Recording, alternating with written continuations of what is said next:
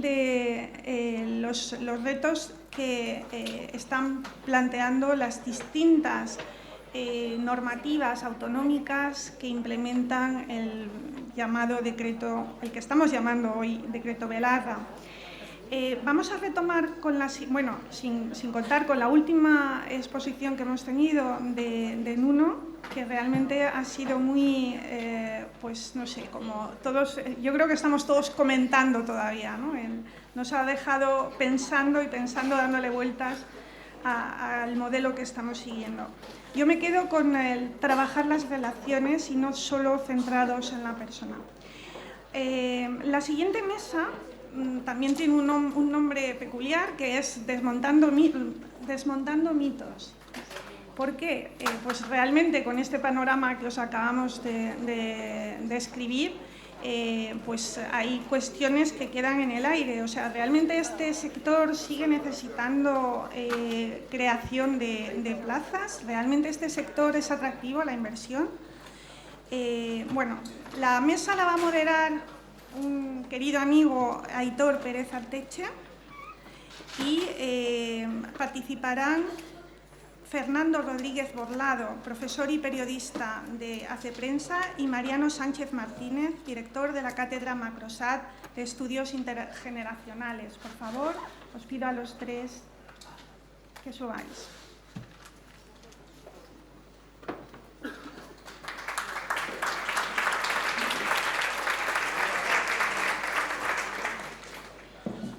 Bueno, pues buenos días a todos, a todas. Como siempre es un placer estar en Sevilla. El 6 de abril venimos a jugar la final los del Atleti, Marcos Pese a los del Atlético de Madrid y probablemente contra la Real Sociedad.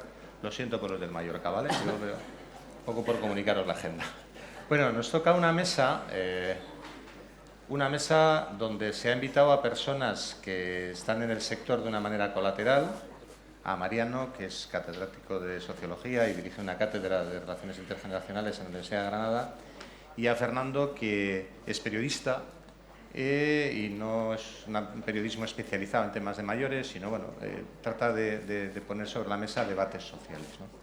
Entonces yo creo que el objeto de la mesa de hoy es desde fuera, entendiendo como fuera los que aquí estáis todo el eje del mal y los que somos parte del eje del mal, o sea, alguien desde una posición más ajena, pues que nos pueda trasladar alguna reflexión o dar respuesta a un par de preguntas, ¿no? Con buen criterio, Mariano ha dicho que hay un error en el título de la ponencia, porque es Desmontando mitos. Igual podríamos hablar de desmontando motos, ¿no? Motos que se venden, motos que nos han vendido, ¿no? Este palabra un poco así que tenemos y que en realidad pues es un poco de lo que venimos a hablar, ¿no? Bueno, vamos a hacer un par de preguntas, no hay mucho tiempo, la idea es que ellos puedan responder un poco a la limón y con el móvil este de última generación que os han dado, pues luego responderemos a alguna pregunta, ¿vale? Un poco para ello. Entonces, yo sin más dilación, si os parece, pasamos un poco a...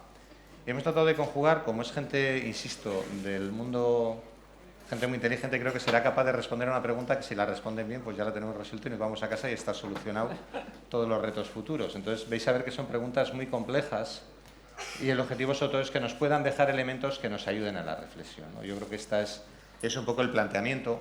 No me refiero a las preguntas del público, me refiero a las preguntas que hacemos, ¿no? Veis que la pregunta tiene tela, ¿no? Es de examen de final de carrera, ¿no? Tiene que ver un poco con el futuro del sector, ¿no? Entonces, ¿cómo ven ellos, cómo vamos a poder ser capaces de estimar las necesidades de plazas, pero hacerlo en serio, ¿no? Es decir, teniendo en cuenta el poder adquisitivo de la sociedad española, teniendo en cuenta hasta dónde va a llegar la ley de dependencia con sus limitaciones, teniendo en cuenta los incrementos de costes y teniendo en cuenta los nuevos modelos, ¿vale? Digamos que no se trata de dar una respuesta como la respuesta ficticia del 0,5 que dice la OMS, que es mentira, que no lo dice, de las plazas, ¿no? Sino un poco desde ahí. Entonces, si os parece, Mariano, pues una respuesta rápida, telegráfica, para poder marcharnos a comer. La respuesta telegráfica es que no se puede estimar. Parece gallego, pero no es andaluz, ¿eh? Soy de Murcia, pero dicho de otra manera, se puede estimar, pero cuando tienes las estimaciones, ¿de qué te sirven? He revisado, porque para eso estoy aquí, trabajos, los más recientes, alguno para España, pero en Irlanda, estimaciones que responden más o menos a esa pregunta. En China. He contactado con gente en Australia, con el profesor Andreas Hoff, un especialista en Alemania en el tema, y me han conducido a las estimaciones. Y para responder a la generosidad de invitarme, yo me las he estudiado. Todas ellas incluyen en la parte final del documento 50 páginas, 60, 80, 15. Por favor, tengan atención que estas estimaciones están sometidas a mucha variabilidad. Bueno, pues depende de la variabilidad, pueden valer de nada o de todo. Digo esto con mucho respeto a las entidades o las personas que hacen esas estimaciones. Pero si yo estuviera formando parte de la junta directiva o del equipo que toma decisiones, haría estas dos cosas. Y puede que no valgan, pero después de muchas horas de dedicarle a este tema por la invitación y por las preguntas, esta es la conclusión a la que he llegado. La primera, hacer algo para producir una información que dé lugar a estimaciones adecuadas dentro de los límites. O si queréis, ante la pregunta de ¿nos faltan datos de calidad? Vamos a producirlos. Como ha dicho la profesora Sacramento Pinazo, eso requiere años, pero alguien tiene que empezar. Y que yo sepa, en España ese trabajo no se está haciendo sistemáticamente.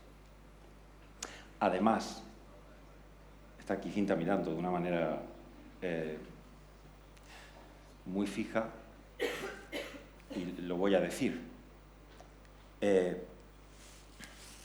Por favor, no se os ocurra hacer estimaciones sobre los baby boomers, porque los baby boomers no existen. Más allá de una cuestión relacionada con la natalidad y la demografía. Poner a los baby boomers como sujeto de una frase del tipo «los baby boomers hacen» o «van a querer» o «van a pedir», os digo, y aquí sí sé de lo que hablo, que es un error y desde mi modesto punto de vista, por lo mucho que quiero al sector, porque como dice Aitor, yo no estoy colateralmente en el sector. Cuando trabajas con Macrosat, o estás en el sector o no estás. Yo soy profesor de una universidad pública, y mi nómina me la paga el Estado. Pero desde que estoy vinculado con Macrosat, en un ejercicio de libertad, estoy en el sector. Y además, en el próximo informe de CEAPS, cuando tengáis que poner logros conseguidos, podéis añadir un apartado que diga contribución a hacer mejores profesores de universidad. Ejemplo concreto, Mariano Sánchez, porque a mí, Cinta, el sector me ha ayudado a hacer mejor mi trabajo. Cuando estoy en el aula explicándole a mis estudiantes, y esto lo hago, ¿qué diferencia hay entre cohortes y generaciones? ¿Cómo se hacen análisis de impacto por edades, periodos y cohortes? Yo me dedico a eso dentro de un campo que se llama la sociología del curso vital. Y os debo decir, y quiero ser breve, que hace un mes, precisamente en torno a este tema del baby boom, uno de los think tanks, de los lugares de gestión de información en Estados Unidos, ha tenido, tras año y medio de reflexión, que públicamente reconocer que no volverá a utilizar expresiones como generación X, Y o Z en sus informes, a menos que haya razones históricas y no meras razones de natalidad y de demografía para hablar al respecto. Entonces, esto que estoy diciendo no es cómodo cuando tengo detrás cumbre del baby boom, pero lo que es mucho más incómodo es que alguien me diga, Mariano, ¿cómo si lo sabías no lo dijiste? Tengo que decirlo. Una persona que tiene 80 años, yo soy un baby boomer, ¿de acuerdo? Nací en el 67. Las razones por las que yo respondo a la pregunta ¿cómo quiero ser cuidado? Dice la investigación es como decir, venga, aquí viene... No quiero marcar ningún farol de nada, por favor, estoy aprendiendo, pero la investigación dice que hay tres maneras de responder la pregunta de ¿qué quiere el señor Mariano Sánchez? ¿Cómo quiere ser cuidado? En virtud de haber nacido en el 67. Primera razón, por la edad que tiene, es decir, por su envejecimiento. ¿Cómo a sus 60 años, 65, 70, en ese momento, cómo se encuentra? Se llama efecto de edad. 2, por el efecto de cohorte. Es decir, este señor Sánchez resulta que coincidió en una franja de 5, 10, 15 años con otros señores y señoras. ¿Pasó algo ahí en conjunto que explique lo que el señor Sánchez quiere? Tercero, el efecto de periodo. Resulta que el señor Sánchez nació en el 67. Ha ocurrido algo desde el 67 en adelante, históricamente, que afecte a todo el mundo, con independencia de la edad que tenga, para explicar cómo quiere ser cuidado. Y creedme que la ciencia lleva 25 años tratando de responder la pregunta ¿cómo trabajamos con esos tres efectos? Y las respuestas que tenemos hoy son respuestas débiles. Por tanto, baby boomer es una etiqueta, como hay tantas. Si seguimos utilizándola, la vamos a convertir en un mito. Y no puedo estar en una mesa de desmontando mitos sosteniendo un mito, porque entonces me vuelvo loco. Vuelvo de nuevo y termino. ¿Se pueden hacer estimaciones? Se pueden hacer. ¿Están hechas? Sí.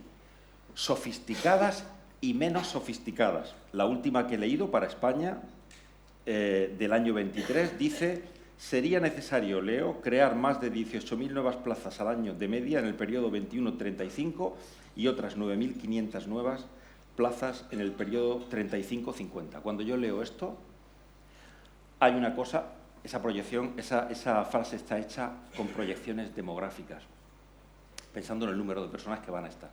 Cuando yo veo eso, y en todas las que me he leído, hay una cosa que echo de menos y que una patronal puede hacer.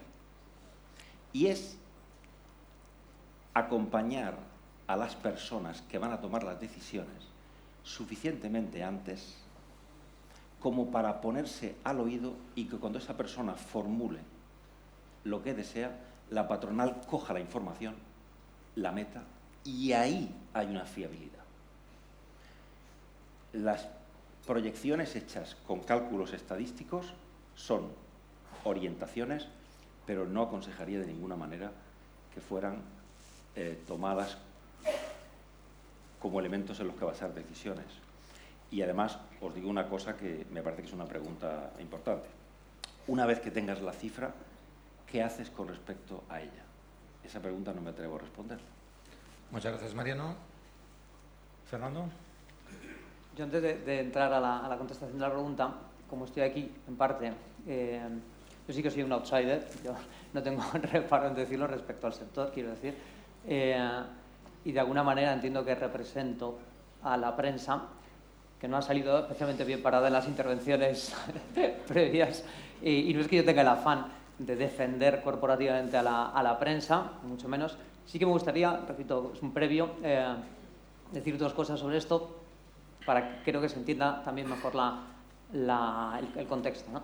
En primer lugar, que desde luego gente que trabaja en el sector tiene derecho, pienso yo, a sentirse tratada de manera poco benévola, por decirlo suavemente, o tratada injustamente en los últimos años por la prensa. Creo que esto, haciendo una generalización, se puede decir. Creo que también hay excepciones. Yo trabajo en un medio en el que pretendemos ser una excepción a esto. Pero creo que también para entender qué está pasando es necesario saber cuál es el contexto en el que se mueve la prensa. Y repito que no es un afán de defender a nadie, pero ahora mismo hay un problema real en el mundo de la comunicación al que creo que se está dando una respuesta equivocada. El problema real es que la prensa está tratando de luchar con otros actores conocidos por todos, redes sociales fundamentalmente, pero no solo redes sociales, agregadores, ¿no?, en Internet, que le están comiendo terreno. En el terreno de la inmediatez, pienso yo que la prensa tiene la batalla perdida. Este es el problema real y ante esto pienso yo que podrían darse dos soluciones. Una, que la prensa se convenciera de que su valor añadido tiene que ser la calidad, la profundidad de la información. La otra es que la prensa decida que su manera de conseguir lectores es el ideologizarse, vamos a decirlo claramente. Por desgracia, tengo sensación de que se está escogiendo más el segundo camino que el primero, y esto afecta a la información en general. Bien, dicho esto, sobre la prensa, creo que es necesario tenerlo en la cabeza, ¿no?, para dar respuesta. Yendo a la pregunta directamente, coincido con Mariano, efectivamente no es fácil hacer proyecciones. Está, creo que también lo ha citado Aitor, este manido número de las 5 plazas, ¿no?, por cada 100 personas de más de 65 años que propone la Organización Mundial de la Salud como ideal. Según esto, que repito, tiene muchos peros, según esto, ahora mismo en España habría un déficit de 60.000 plazas. A mí me parece una barbaridad, pero es que de cara a 2050 se estima que harán falta unas 800.000 plazas en total, lo que supone casi doblar el número de plazas actuales. Pienso que estos son números macro, basados, como ha dicho además Mariano, en estimaciones puramente demográficas y que no responden de toda la realidad. Creo que sí que es interesante fijarse en un aspecto, que es el aspecto de las relaciones. Ha salido mucho esta palabra, pero creo que también tiene su valor, digamos, estadístico o prospectivo hacia el futuro. Las relaciones. Está claro que los nacidos entre los años 60 y 70, yo no me atrevo a decir generación baby boom, porque... pero Dilo. los nacidos entre los años 60 y 70 tienen una singularidad que es quizá la generación en la que hay más desnivel entre el número de nacidos en esos años y los hijos, ¿no? Además, también se ha mencionado en alguna otra intervención aquí, el contexto de las relaciones, matrimonios, hijos, ha cambiado y esto puede hacer que efectivamente el núcleo familiar que tradicionalmente ha acompañado a la persona mayor pues se diluya un poco. Esto creo que es así. También creo que las expectativas de lo que se espera en una residencia están cambiando y eso es una fuerza, digamos, en sentido contrario, ¿no? Y pienso en el medio, incluso en el largo plazo. Se está hablando, quizá lo hayáis escuchado, a los periodistas nos gustan los términos hiperbólicos, ya nos perdonaréis, una manera como cualquier otra de captar la atención. Se está hablando de la epidemia de soledad. Creo... Y hay gente que está diciendo incluso que esta es la epidemia del siglo XXI. Decir esto, viniendo de donde venimos, de una epidemia muy real, por desgracia, es mucho decir. Y sin embargo, no creo que en este caso la hipérbole sea exagerada. Toda hipérbole es exagerada, pero no demasiado exagerada, ¿no? Creo que va a haber una epidemia de soledad. Bueno, creo que está habiendo una epidemia de soledad. Y creo que las siguientes generaciones quizá la vayan a sufrir incluso más. Por cuestión de relaciones, el tipo de relaciones y la solidez, sobre todo de las relaciones que se están construyendo en generaciones más jóvenes, augura un futuro complicado en cuanto a la red de personas alrededor de una persona mayor en el futuro. Esto es así. Supongo que habéis oído el término generación Z, volvemos a otra etiqueta típica y tópica, pero hay un rasgo de la generación Z que... en principio llegarán a la residencia dentro de muchos años, ¿no? Pero hay un rasgo de la generación Z que está alarmando mucho y es su menor red de contactos personales. Se suele decir, y creo que es así, hace poco se ha publicado un libro sobre el mayor estudio que se ha hecho sobre la felicidad, ¿no? ¿Qué factores influyen en eso tan vago que es la felicidad de una persona? Lo que todo el mundo está de acuerdo es que el factor principal es el número y sobre todo la calidad de las relaciones. Y este factor creo que en las generaciones siguientes va a ser un problema. Temo que va a ser así. Y por eso también, y ya adelanto algo de lo que me gustaría hablar después, creo que en este sentido el sector de las residencias tiene que adelantarse tiene que salir fuera, luego intentaré explicar si hay tiempo, tiene que salir fuera y tiene que adelantarse. Porque si bien la demografía irá cambiando, están naciendo menos personas ahora y por tanto habrá menos personas mayores dentro de unos años, la calidad de las relaciones también está empeorando claramente. Y esto es algo a lo que o las residencias se adelantan, luego intentaré explicar cómo, o se van a encontrar con un problema. Bien, respondida, no respondida esta primera pregunta, tendremos que seguir trabajando. Os abrimos, ¿nos pasas por favor las primeras preguntas del cuestionario? La 1, para atrás, una antes. Vale. Una primera pregunta es esta, que parece simplona. Entonces, ¿creéis que va a ser necesario crear nuevas plazas residenciales?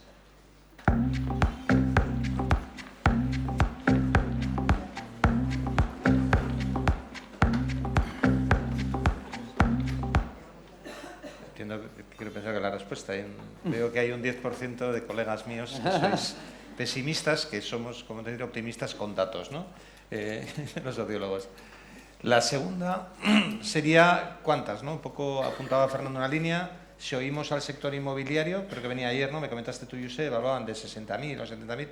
Entonces, bueno, ¿qué a nivel estatal de qué estamos hablando? ¿Qué crees que va a hacer falta?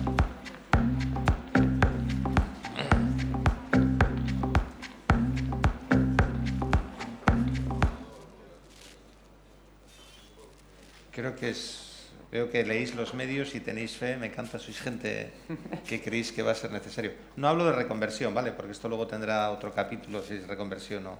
Estamos hablando de nuevas plazas. Y la tercera de este bloque, por favor, si nos pones. Aquí ya viene, si pagarán las comunidades el precio justo. Entendiendo el precio justo, no os paséis que queréis ganar mucho dinero. Me refiero al coste que supone la atención. ¿Os recordáis que hace 2 años presentamos el informe del precio justo? Hay que actualizar las tarifas, pero ¿creéis que las comunidades pagarán? Porque esta es una pregunta fácil.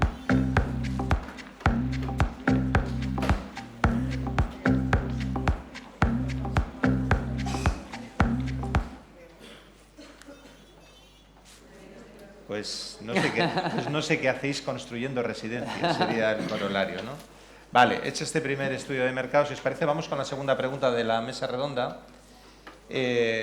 Claro, con este panorama, yo creo que además, Fernando, me das muy bien pie para este problema que es claro que se aborda, ¿no? Yo no sé si habrá el Yayo Tinder, se montará dentro de 4 días y entonces pues haremos una versión adaptada de más de 65 del Tinder. Digo porque también estas cosas, cuando nosotros seamos mayores, salvo Josep, que va a llevar una vida que va a comer leche de avena, que va a ser vegano, que va a montar a caballo y tal, o sea, los que llevamos una mala vida, vamos a tener un envejecimiento complicado, ¿no?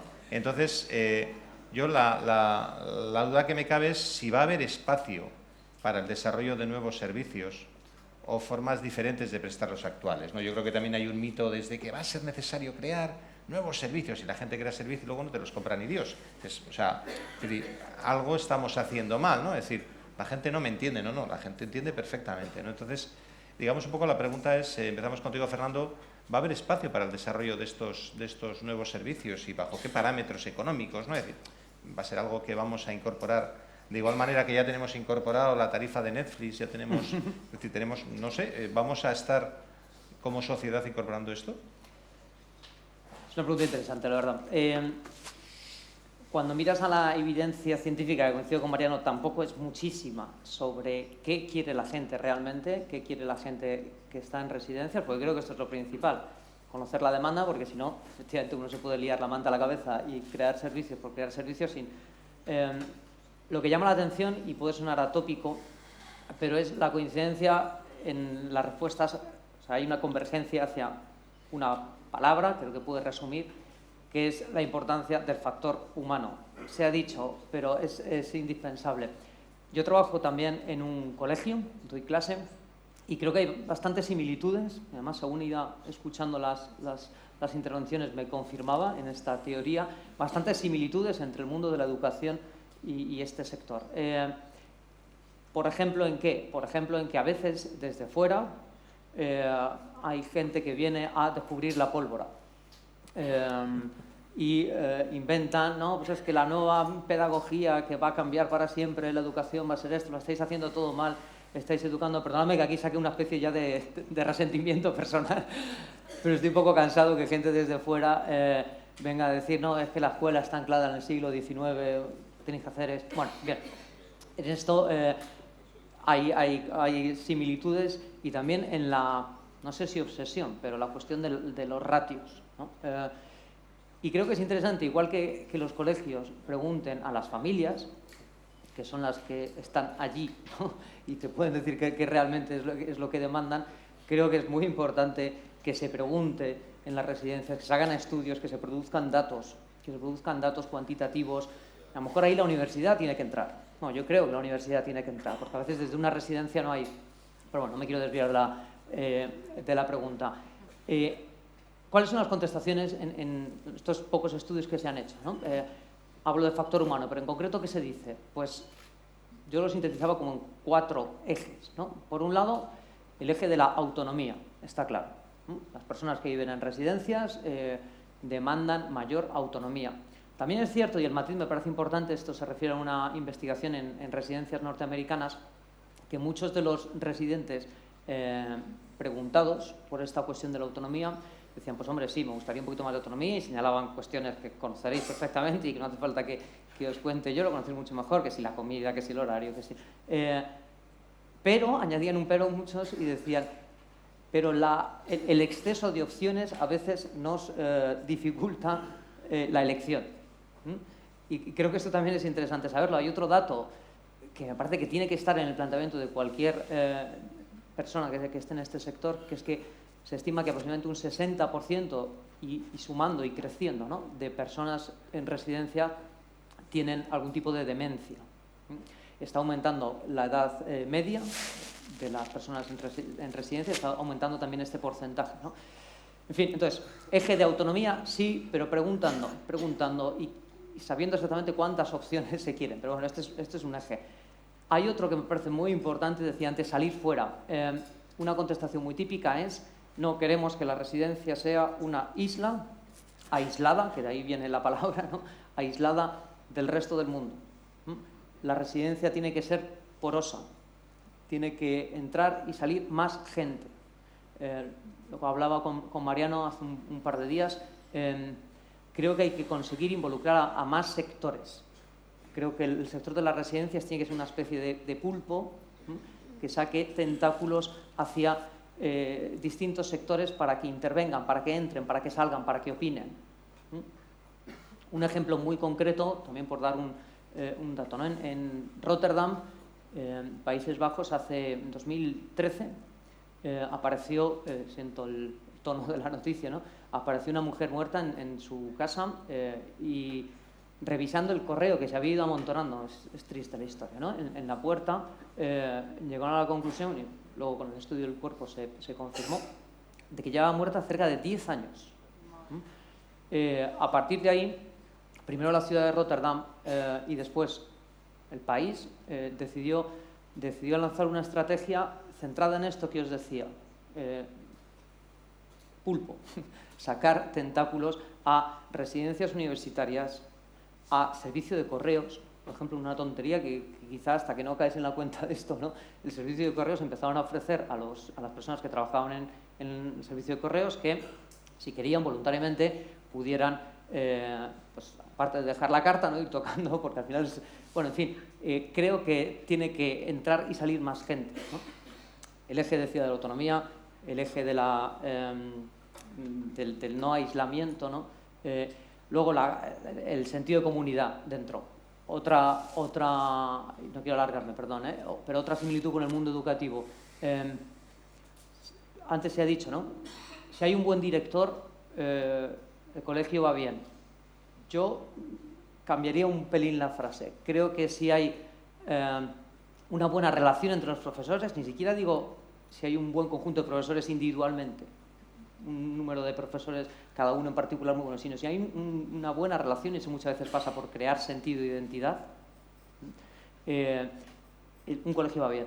Pues creo que con las residencias puedo decir lo mismo. Muchas personas manifiestan querer un sentido de comunidad dentro, ¿no? Y eso pasa mucho por cuidar a los cuidadores. Es un mensaje súper dicho, ¿no? Bien, creo que son 3 ejes a los que hay que estar atentos y cuando se piense en qué podemos hacer de nuevo, es decir, vamos a ver lo que la gente pide, ¿no? Y lo que la gente está pidiendo es esto, no grandes revoluciones. Gracias, Fernando. Cuando hablas del PIDE, se me ocurre una cosa al hilo de lo que había comentado antes Nuno y lo que se hablaba antes en la mesa de calidad, ¿no? Yo creo que muchas veces con inspección pasa mucho, nos centramos, el centro nos lo valora por si cumplimos ratios, hacemos las cosas bien y tal, pero la opinión del usuario no la pregunta ni Dios y parece fácil. ¿Está usted contento, sí o no? Yo voy a un bar que es muy cutre, el plato está sucio, pero voy todas las semanas, ¿no? Pero bueno, al hilo de esto de las preguntas, es decir, que si preguntáramos igual nos llevábamos sorpresas, ¿no? Mariano, tu turno breve. Como de breve. Todavía no nos han chillado, pero ponen mala cara, ya ves. Sí. Marina tiene mal carácter. Se pueden generar nuevos espacios para el desarrollo de nuevos servicios. Vamos a ver, o los generáis o ellos os van a generar a vosotros. Es que no hay opción que no pase por cambiar y cambiar y cambiar continuamente. Si algo yo, de lo poco que puedo decir que una y otra vez cae como conclusión, y por eso, Cinta, creo que no os hace bien el concepto de sector. Vosotros sois, para mí, un elemento, una pieza de un sistema, no de un sector, porque el sector parece que cierra, que, como ha dicho Andrés esta mañana, en realidad es parte de un ecosistema de cuidados, cuidadores, cómo queremos que nos cuiden y cómo cuidar. Y eso es una cuestión relevante. No necesito números. La capacidad que tenéis para cabalgar el cambio, liderar el cambio, lo digo como parte del sector y con una madre dependiente y llamando todas las semanas a una residencia de Macrosat para hablar con una persona hace ya 4 años. La capacidad que tenéis es bestial. Es más, la responsabilidad que tenéis es bestial. Solo añado, con mucho cariño, el método. No improviséis ni os dejéis llevar por ocurrencias. Tenemos en el planeta Tierra gente, mucha gente, y ahí sí que conozco muy bien el tema, que está preguntándose cómo se llevan a cabo los cambios de los sistemas de una manera relevante y definitiva. Y están preguntándose por los métodos.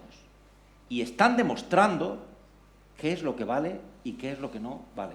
Qué es lo que funciona y qué es lo que no funciona. Porque aquí estamos hablando de una verdadera revolución que no pasa por cambiar el tipo de servicios. Si me fuera a la raíz del iceberg, es un cambio en la mentalidad de cómo queremos vivir. Y se puede llegar ahí, pero hay que utilizar método. Y por otro lado, además, aprovecho y acabo. Muy importante. Por favor, mis palabras que no suelen como lo que no quiero que suenen, y viene aquí a dar lecciones desde la universidad, porque he dicho que estoy dentro. Macrosat, mi madre, Angustias, a la que llamo todas las semanas, y encima soy un baby boomer sin existir. El sector vuestro, el nuestro, debería dar ejemplo de cómo cuidarse entre ellos. Y no digo que no lo hagáis, por favor, pero tenéis que ponerlo encima de la mesa. Porque claro, es como el farmacéutico calvo que te vende un crecepelo y te dice, funciona muy bien, y tú lo miras y dices, no, perdona, pero no. El liderazgo en las formas de cuidar, y tienen que ser formas múltiples, lo siento, no hay un paquete, todo es inestable, lo siento, pero es así, y no lo puedo transmitir con más fuerza. Ese liderazgo en ejemplificar cómo se plantean los cuidados de otra manera, lo tiene que poner el sector. Es vuestra responsabilidad, no lo dejéis en manos de las universidades, por favor, tenéis que hacerlo vosotras. Un ejemplo, y termino. En Australia, me he leído los informes. Australia y Estados Unidos han hecho 2 informes increíbles. Estados Unidos ha montado una coalición ¿Dónde están los informes increíbles aquí? Pero no por los papeles, sino por la parte de la coalición para darle la vuelta al tema. En Australia, un programa que hace lo siguiente, hace 10 años, personas que han sido cuidadoras intensamente de un familiar, la persona familiar fallece y han montado un proyecto muy evaluado en el que, entre pares, esas personas que tienen experiencia se van a acompañar la fase de transición hacia el papel de cuidador de personas que se ven en la tesitura de tener que cuidar a alguien. Y yo me pregunto, ¿es que el sector de España no podría ser quien lidere y ponga ese tipo de innovaciones encima de la mesa? ¿Es una cuestión de coste o es una cuestión de aprovechar con innovación y método lo que ya tenemos? Acabo por decir que os tengo que agradecer como ciudadano, como persona, como hombre, como profesor, como murciano, el que estéis haciendo lo que estáis haciendo, porque esta oportunidad es para eso. Sinceramente estamos en deuda con vosotros y con vosotras enormemente. Mariano, sí que está desmontando mitos, porque yo salgo de aquí que no soy baby boom y no estoy en el sector. Voy desmontado por completo. Las dos últimas preguntas, y un poco para acabar un poco con esta parte dinámica. ¿Nos ponéis las dos preguntas arriba? ¿No o no? A lo mejor es que no hay más. Sí. Sí, hay más. ¿Creéis que habrá? No, eso es. ¿Habrá demanda privada? Está enlaza un poco con la anterior, tenías que haber pasado con a la hora de hablar de servicios.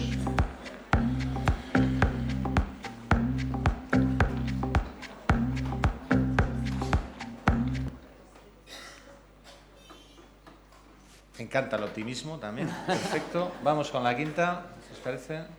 ¿Hay demanda real de nuevos servicios? Entendiendo por real una demanda solvente. Es decir, hay gente que está por la labor de comprar servicios y no los compra porque no existen.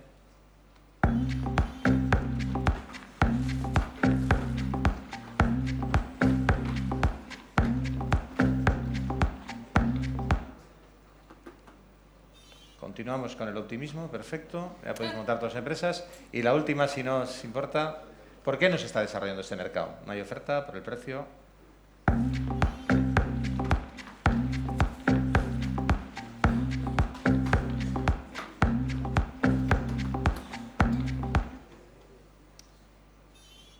El precio, vale.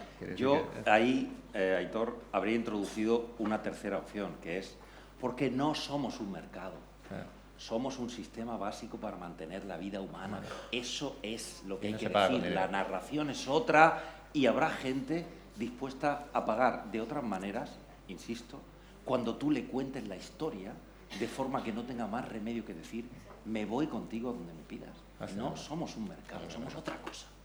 Parte del otro mito que es. Oye, pues muchísimas gracias a los dos ponentes, espero que os haya aportado y únicamente recordaros, 6 de abril necesitamos recolocar a 20.000 bilbaínos más, tenemos los hoteles completos, me avisáis.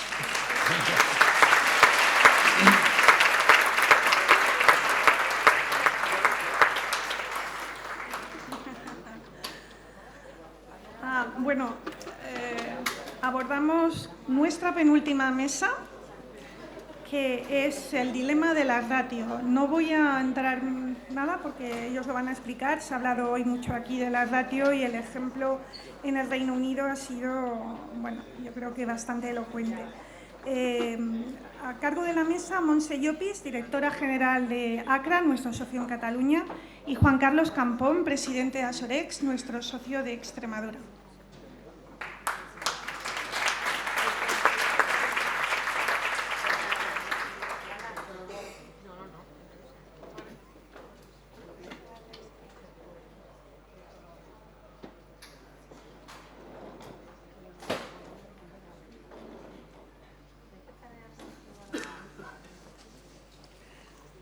Muy buenos días.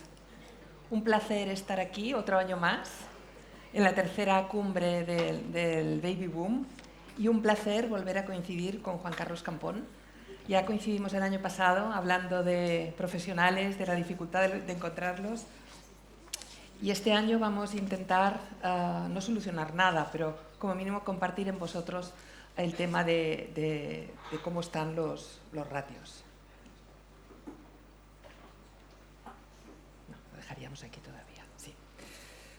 El año pasado, solo por poner un poco en contexto, hablábamos de que hacían falta 1.800.000 profesionales de aquí al 2030 en nuevas incorporaciones al sector de salud y social.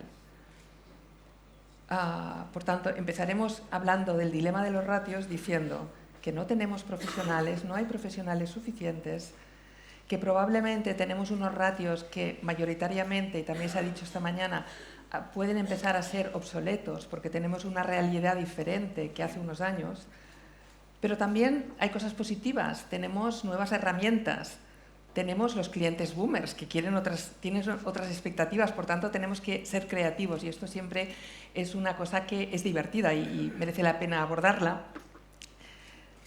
Estos clientes demandarán nuevos servicios y tendrán nuevas expectativas. Y también ha salido indicadores de bienestar. Es una cosa que podríamos ligar también con los ratios, indicadores de bienestar. Durante 30 minutos estaremos con todos vosotros compartiendo información sobre los ratios en España y en Europa. En primer lugar, presentaremos cuál es la realidad en España, que como todos sabéis hay 17 autonomías con competencias transferidas y por tanto cada autonomía puede marcar dentro de un orden los ratios de atención que quiera y como quiera. Y también hablaremos un poco cómo tienen los ratios en los países de nuestro entorno, en Europa. También introduciremos alguna información del decreto Belarra sobre los datos y cómo incide y afecta y cómo lo han abordado las diferentes comunidades autónomas.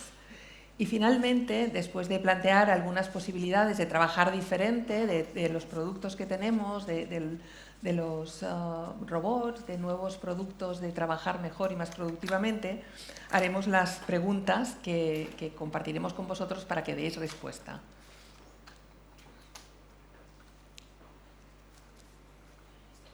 ¿Cómo están las ratios de personal en las residencias de las comunidades diferentes de España? Ya lo hemos dicho, tenemos competencias transferidas, por tanto, cada autonomía tiene capacidad de establecer las exigencias en ratio, en tamaño y en estructuras. Si nos centramos en ratios, algunas lo establecen separando la atención directa de la atención indirecta. Entendemos por atención directa las AVDs del residente y atención indirecta limpieza, lavandería, cocina, administración o mantenimiento. Tampoco hay un acuerdo general sobre el número de horas y los diferentes profesionales que deben tener cada una de los centros. Para poner un ejemplo, la Comunidad Catalana tiene la figura del responsable higiénico-sanitario que no tienen las demás comunidades autónomas y que tampoco está en el convenio, pero está ahí y forma parte del ratio. En esta diapositiva podemos ver ejemplos de la diversidad de forma de cálculo de los ratios en las diferentes autonomías. Algunas autonomías tienen en cuenta el número de trabajadores por usuario año, otros número de horas diarias de atención según el nivel de dependencia, otros nos separan por nivel de dependencia, unos vinculan las horas semanales o las horas anuales de atención según el nivel de dependencia, contratos a jornada completa por número de usuarios. En algunos casos se aplican diferentes normas según el tamaño del centro. Eso ocurre también en Cataluña y en otras autonomías. Dependiendo del tamaño del centro, tienen unos ratios más o menos elevados. En el País Vasco, concretamente en Vizcaya y en Guipúzcoa, donde se rigen por convenios provinciales propios, han ido reduciendo las horas de atención del convenio en 200 horas. Eso también afecta positivamente o negativamente en los ratios de atención. Esto no lo veis, pero aquí indica todos los ratios de las diferentes, yo supongo que no podéis llegar, sí, se ve, de las diferentes comunidades autónomas. Como el sistema de medirlo es diferente, cuesta afirmar quién tiene una ratio más elevada, pero lo que sí podemos distinguir es que son diferentes y diferentes las maneras de controlarlo.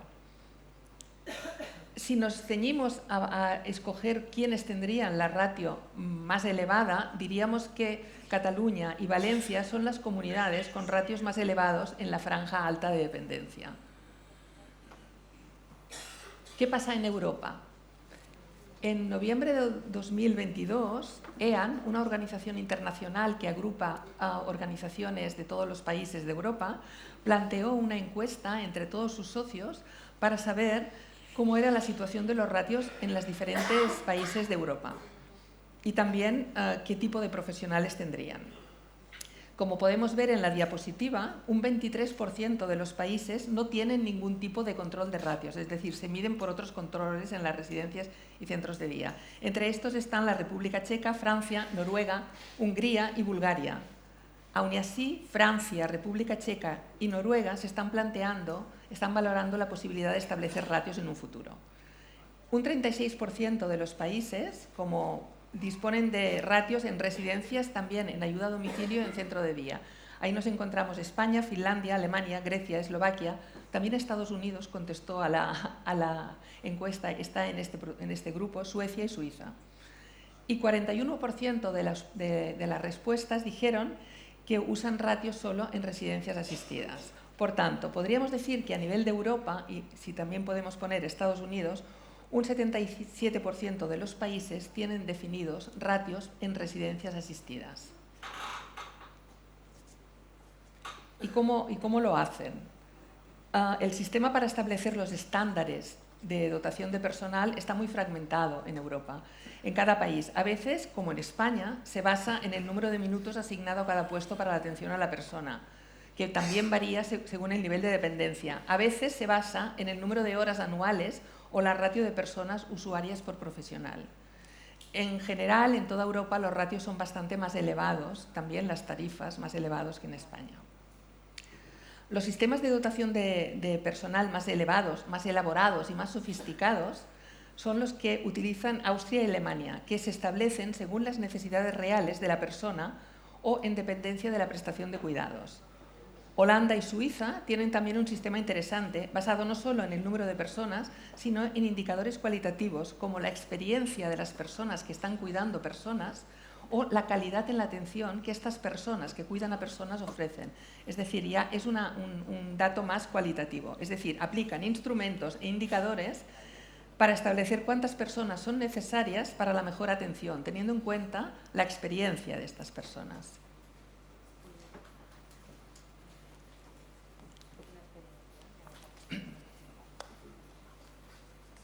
Quería comentar antes de darle la palabra a Juan, y lo he estado pensando un poco cuando estábamos en la sala escuchando a todas las demás personas. La regulación de los ratios actuales vienen desde hace muchos años, los implantaron en 2010, hace años. Ahora, en el siglo XXI, ¿siguen siendo válidos estos parámetros de tener ratios?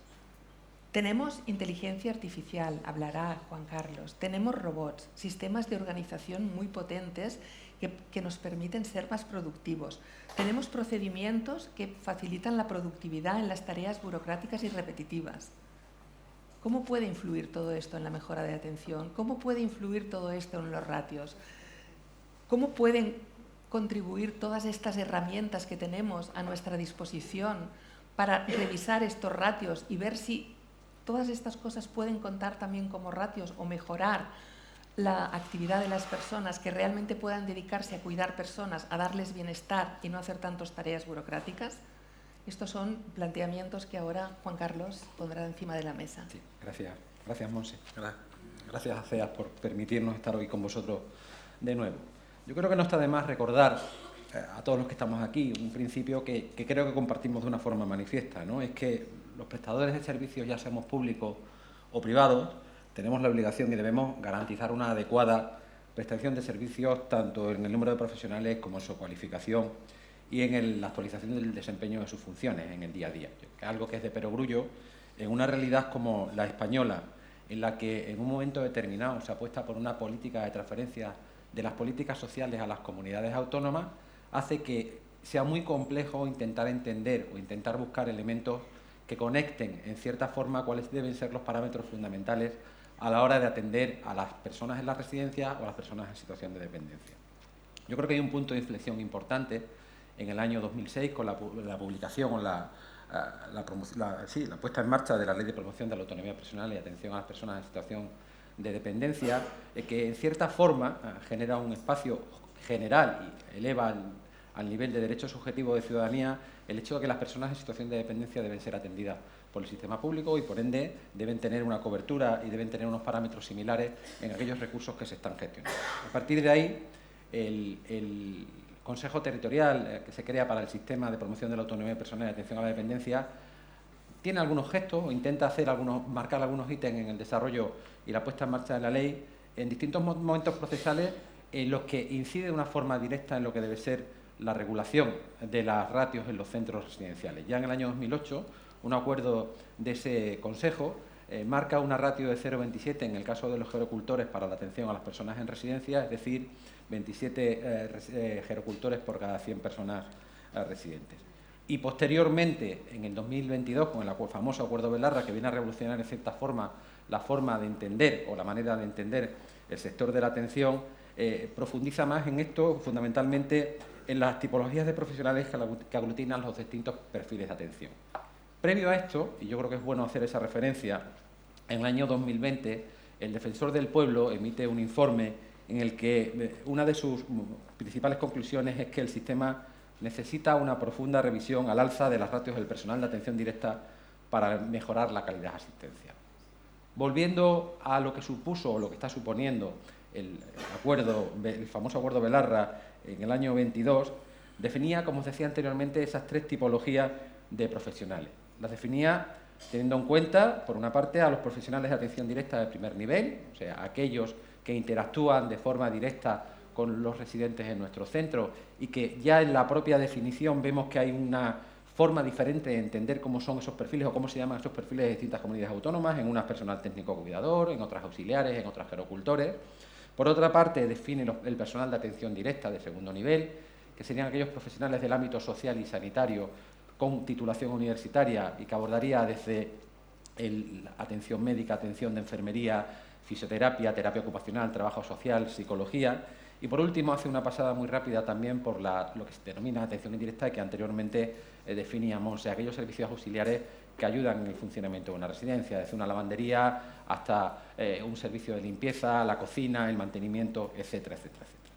Bueno, pues en este sentido, el acuerdo del 22, nos marca o mandata, en cierta manera, a las comunidades autónomas, aquellos que tienen la potestad del desarrollo legislativo, desde ese pequeño espacio que se reserva al Estado para intentar influir en ese tipo de políticas. El Estado lo que tiene es poquito dinero que repartir e intenta influir en el reparto de ese dinero con este tipo de normas. Bueno, pues marca, en el caso de los profesionales de atención directa de primer nivel, que entre el año 23 y el año 29 había que pasar de una ratio de 0,31 a 0,43.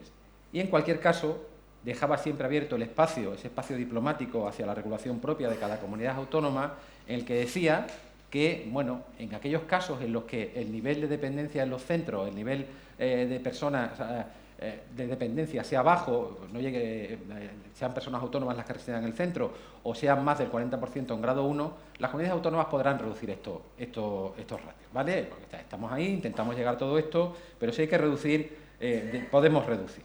Por otra parte, en cuanto a las ratios de segundo nivel, que os decía, atención directa de segundo nivel, los profesionales, digamos, de titulación universitaria, no marca una ratio específica, sino que marca una ratio conjunta con los de primer nivel y nos mandata que entre el 23 y el 29 pasemos de 0,39 a 0,51.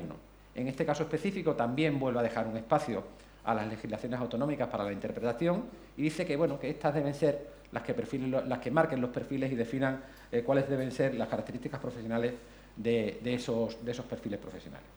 Y por último, de una forma muy rápida y muy generalista, pasa por encima de la atención indirecta, diciendo que, que cada comunidad autónoma interpretará o se definirá las cuestiones que sean básicas en este tema y además dice que se tendrán aquellos que sean necesarios para el normal funcionamiento del centro, sin marcar ningún tipo de ratio ni ningún tipo de proyección. En este sentido, y haciendo un poco de referencia a lo que ya se ha dicho esta mañana en esta sala, es importante que a fecha de hoy, habiendo caducado los plazos en los cuales el propio Consejo Territorial se imponía como espacio necesario para transponer la norma a sus legislaciones locales, como bien comentaba Rafael, son solamente 2 comunidades autónomas las que han traspuesto esa normativa, que son Valencia y Navarra, y el resto estamos un poco en ese proceso extraño Yo no sé si alargando el tiempo, si el hecho de que hubiera unas elecciones en las que no estaba muy clara cuál iba a ser el panorama político de España para los próximos años, permitía algún cambio de última hora, pues que no hayamos avanzado lo suficiente o que no se hayan definido esos espacios. En todo esto yo creo que es importante que hablemos ya, con todos los elementos que se han puesto de manifiesto esta mañana en este espacio, de conceptos nuevos. A mí me ha gustado muchísimo la ponencia de Nuno, en el que hablaba de cuestiones tan importantes como decir, oye, la atención centrada a la persona, no se puede hablar de ratios, hay que hablar de lo que realmente es necesario. Y hay algunas personas que intentan hablar de lo que suponen las ratios del futuro. En este caso, tomando como referencia un artículo aparecido recientemente en la revista Limarques, el 12 de enero del año 24, firmado por Alejandro Gómez Ordós, que es un consultor de gestión de servicios sociales, y que bajo el título Las ratios de personas gerocultoras en residencias, cuestión de evidencia empírica, que yo creo que puede ser perfectamente extrapolable al resto de perfiles profesionales, define que las ratios del futuro, transversales e independientemente de los formatos asistenciales, deben entenderse como las dos caras de una misma moneda. Por una parte, en una en la que se define el cuánto, y lo interpreta como las horas anuales de atención del personal del centro para cada MIS de dependencia, el qué, en el que hay que definir las tareas directas e indirectas a realizar, y el cuándo, dentro, evidentemente, de un plan perfectamente diseñado y un cronograma de atención. Y en la otra cara de la moneda, el cómo, es decir, la calidad de atención en un conglomerado compuesto por factores tangibles y factores intangibles, factores aptitudinales y factores actitudinales. Los tangibles serían la dimensión técnica del cuidado para la cobertura de las actividades básicas de la vida diaria y de la atención indirecta, y los actitudinales, el conjunto de intervención contextualizada en dinámicas como la empatía, la escucha activa de los residentes, la libre elección y el empoderamiento de nuestros usuarios. En este escenario, en el que plantea Monse, en estas pequeñas reflexiones que os hago yo a vosotros, yo creo que se puede generar un debate muy, muy interesante. Por una parte, poner sobre la mesa si tenemos margen para un cambio en el modelo de cuidados. ¿Existen posibilidades? ¿Los modelos de organización de los centros pueden aportar para ese cambio de paradigma, para un cambio en el que aportemos o avancemos más en lo que deben ser los procesos de atención? Y, por último, la inteligencia artificial y las nuevas tecnologías, la robótica, pueden innovar en los procesos de cuidado. Profundizando un poco más en la parte de la organización y el cambio de paradigma, la misión de nuestro centro, yo creo que lo tenemos todos claro, que es la de garantizar la atención y el cuidado a las personas con el objeto de mejorar su calidad de vida y su proyecto de vida. Yo creo que esto lo compartimos absolutamente todos, ¿no? Nuestras estructuras organizativas, por tanto, deben satisfacer o deben estar encaminadas a satisfacer de manera ágil, dinámica, las necesidades de ocupación y de atención a los residentes. La atención directa, por tanto, entiendo que requieren de una gran transversalidad entre departamentos. Mejorar aquí, mejorar en esa transversalidad, seguramente nos permita entender la necesidad de coberturas de ratios, en definitiva, de una manera diferente. Me gustaba mucho también la reflexión de Nuno cuando decía que teníamos a una persona que trabajaba en el equipo, que era una máquina que hacía todo en 10 minutos y que funcionaba muy bien, pero que era tóxica para el resto del equipo. Seguramente eso al final generaba un retraso o una disfunción en el modelo de atención y el proceso de atención. Quizás esto deba incidir, la idea de esto es incidir en todo esto. Métodos de organización, como puede ser el método Lean, seguramente marquen nuevos parámetros para lograr ese cambio en la forma de entender la organización de nuestros centros y de ser mucho más eficientes. Ojo, no quiero que concluyáis en lo que estoy diciendo que sobra personal o que esto implica una reducción de personal en nuestros centros. Simplemente estoy planteando que si los organizamos de una forma más efectiva, más eficiente y más comprometida, seguramente seamos capaces de dar mejores servicios. Por último, y para terminar, hablar de inteligencia artificial o hablar de robótica es algo que evidentemente o afortunadamente o lamentablemente, no sé cómo decirlo, ahora ocupa todos los factores de nuestra vida, todos los momentos y todos los espacios de nuestra vida. En nuestro sector yo creo que también es importante que intentemos o que empecemos a marcar una narrativa sobre esto y que empecemos a implementar un discurso que en el futuro nos ayude a mejorar en todo esto. Y aquí traigo como referencias dos notas de prensa también, dos artículos de prensa, uno en el que se recogen las valoraciones de Carmen Herrero, investigadora del IBIE, y catedrática emérita de la Universidad de Alicante, que dice que los robots están llamados a jugar un papel fundamental en la economía de los cuidados, en especial en el de las personas mayores. Y puntualiza, que yo creo que esto también es muy importante, que los robots no van a ser sustitutos de los trabajadores, sino que simplemente van a ser un apoyo importante. Yo creo que esto abre un debate, un apoyo importante, que ya acaba rematando su apreciación con que el uso de este aprovechamiento conlleva, desde luego, una reeducación de los agentes activos, de los profesionales, para que esto realmente alcance la impronta que pretende.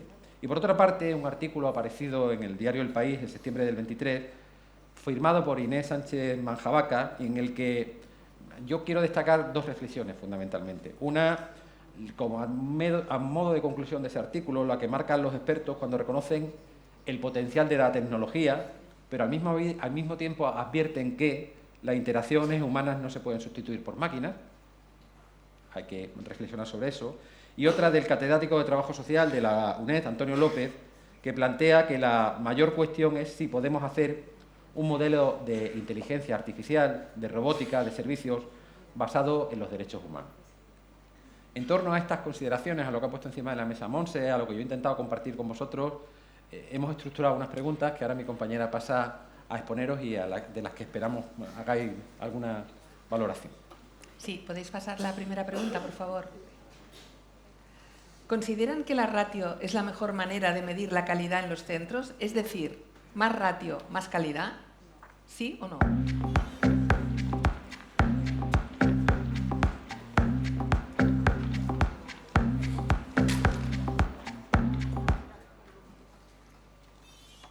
Está claro que gana el no. Más ratio no significa siempre más calidad, por lo que he dicho en uno, que una persona puede ser muy eficaz y ser tóxica. Y como dice la presidenta de CEAPS, como más azúcar, más dulce, pero no siempre más azúcar significa que el resultado sea más bueno para la bebida. O sea que podemos buscar fórmulas alternativas también. La segunda pregunta. ¿Consideran que se deberían contabilizar como ratios los robots que pueden atender algunas necesidades de las personas, así como las mejoras digitales, tecnológicas, organizativas, porque facilitan el trabajo y liberan a los profesionales de tareas rutinarias y repetitivas? Aquí hay tres opciones, sí, no, en algunos casos.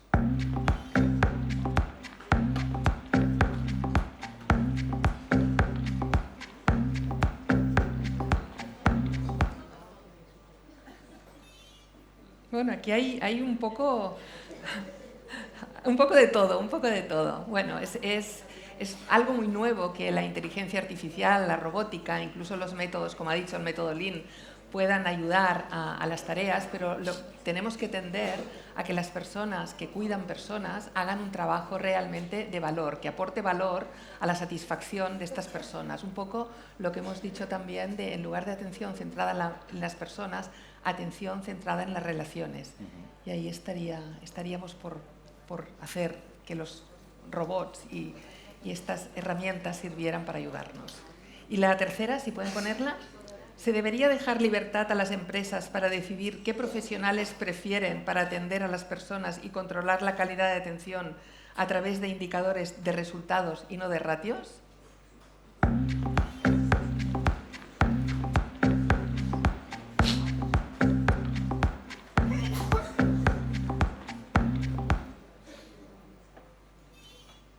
Clarísimamente gana el sí. Era un poco seguro, estábamos ya seguros de esta respuesta. Pero es verdad que los usuarios no tienen las mismas necesidades.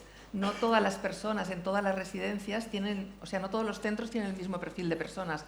Por tanto, confiar en los centros, en sus direcciones, en la transparencia, ayudaría a que hubiera mejores atención. Muchas gracias. Muchas gracias.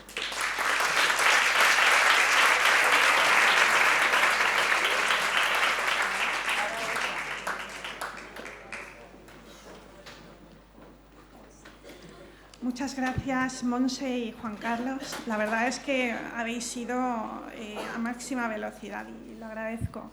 Pues ahora es mi turno y estaba tan concentrada oyéndoos que se me ha olvidado microfonarme, así que me voy a quedar aquí.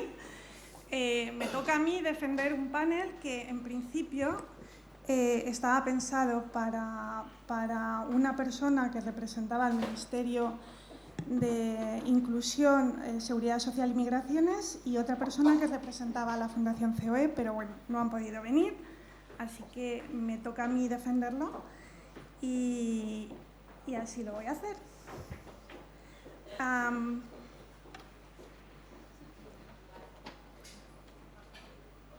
En cuanto me den. Pero bueno, básicamente creo que Montse y Juan Carlos han hecho parte de la introducción, así que como estamos faltos de tiempo, yo no haré esa introducción. Ellos han estado hablando del déficit de personal evidente que tenemos en España. Y esto con el agravamiento de las más exigencias de ratio que hemos visto, que se traduce en más exigencia de personal. O sea, es como una paradoja, ¿no? Y otra paradoja muy interesante, bueno, no me quiero, voy a intentar seguir un poco el orden, pero voy a ir rápido. Es un mal que tenemos compartido con Europa, eso también lo han comentado, ¿vale? Y sí que quiero decir, hablando de Europa, que la Comisión Europea en el año 22 aprueba su estrategia de cuidados. Y se refiere a cuidados de infancia, pero también se refiere a cuidados de personas mayores, cuidados de larga duración. Y entonces, yo voy a destacar de esto solo unas cuantas cosas. Por ejemplo, calidad y accesibilidad. La Comisión se fija en que han de ser cuidados de calidad y accesibles por todos. Y en esa accesibilidad, aunque ahí no lo especifico, pero se refieren a que los Estados miembros de la Unión Europea han de proveer la suficiente financiación para hacer que esos cuidados sean accesibles al ciudadano. Luego hacen referencia a algo muy interesante, que es el potencial para crear más empleos. ¿Vale? Esto es muy interesante porque en un país como España, con el porcentaje de desempleo enorme que tenemos, pues parece en principio, ¿no?, un hecho fácil encajar ambas necesidades. Pero bueno, como digo, es un mal que comparte toda Europa y por eso se explica, por eso se recoge en la estrategia, porque dicen, bueno, pues tenemos un potencial de crear más empleos, pero no tenemos fuerza humana, no tenemos mano de obra para hacerlo. Y también en algún momento dice, pero es un sector poco atractivo, con mala imagen reputacional, porque tampoco ha sido un monopolio español esto. Y habla de la necesidad de mejorar las condiciones de trabajo, salarios, bla, bla, está ahí todo, y de ofrecer a los profesionales una oportunidad de desarrollo profesional, muy importante, y una formación continuada, un poco en la línea que estamos hoy escuchando de es necesario evolucionar, es necesario adaptarnos, y por eso la formación es fundamental y ha de ser continuada.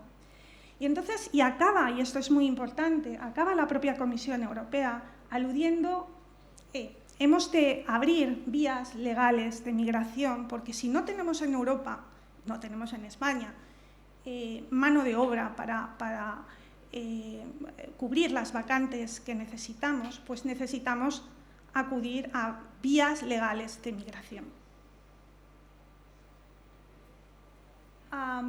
Esto es a lo que me refería antes, pero ya lo han comentado ellos anteriormente.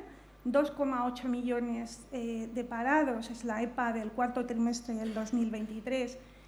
Pues, sin embargo, hay varios sectores en España que son deficitarios en mano de obra. Uno es el nuestro, pero hay otros 3 que son construcción, restauración y transporte, claramente por las administraciones reconocidos como sectores deficitarios en mano de obra. ¿Qué pasa en nuestro sector? Pues que, y esto voy a ser un poco ingrata, o por lo menos voy a contradecir a lo que ha comentado antes Mariano Sánchez, que desde luego él es el sociólogo, el profesor y el que sabe. Pero sí que quiero decir, Mariano, que nosotros cuando hablamos de baby boomers, efectivamente solo nos referimos a un problema demográfico. Nos referimos a que una cohorte que nació en un espacio temporal va a llegar a otro espacio temporal que llega ya en unas condiciones que probablemente pues, necesiten cuidados porque van a perder autonomía personal. Nos referimos solo a esto, o sea, es una explosión de alguna manera demográfica en un tiempo que luego se traslada a otro tiempo y por eso creemos que debemos estar preparados. Y a esto nos referimos cuando recojo aquí envejecimiento de población, que se necesitará mayor oferta de servicios también para los escépticos, ¿no? No vamos a necesitar más servicios. Pues sí, porque se están reclamando. ¿Cómo serán esos servicios? Bueno, esto es lo que estamos aquí tratando de conciliar todos, ¿no? ¿Qué tipo de servicios o cómo van a evolucionar? Pero eso será otra cuestión. Los perfiles, voy a pasar porque vosotros conocéis perfectamente cuáles son los perfiles más demandados en el sector, titulados en medicina, un poco también respondiendo a que nosotros nos exigen ratios específicos también por titulaciones. Un problema que tiene el sector es que no solo se exigen más ratios, es que las ratios se refieren a personas con una cualificación y una cualificación reglada. Y esto es carne de cañón para los inspectores, como todos sabéis. Más perfiles demandados, y de todos estos, en mayor o menor medida, tenemos problemas para cubrir las vacantes. Bueno, esto es lo que he comentado antes, que el decreto que venimos llamando Belarra da una vuelta de tuerca y nos exige más ratios. Una subida de ratios es lo que significa más personal, lo que he comentado antes. No tenemos personas para cubrir esos puestos. De todas maneras, ¿qué hemos hecho en CEAS? Yo creo que esto es importante y me voy a detener en ello.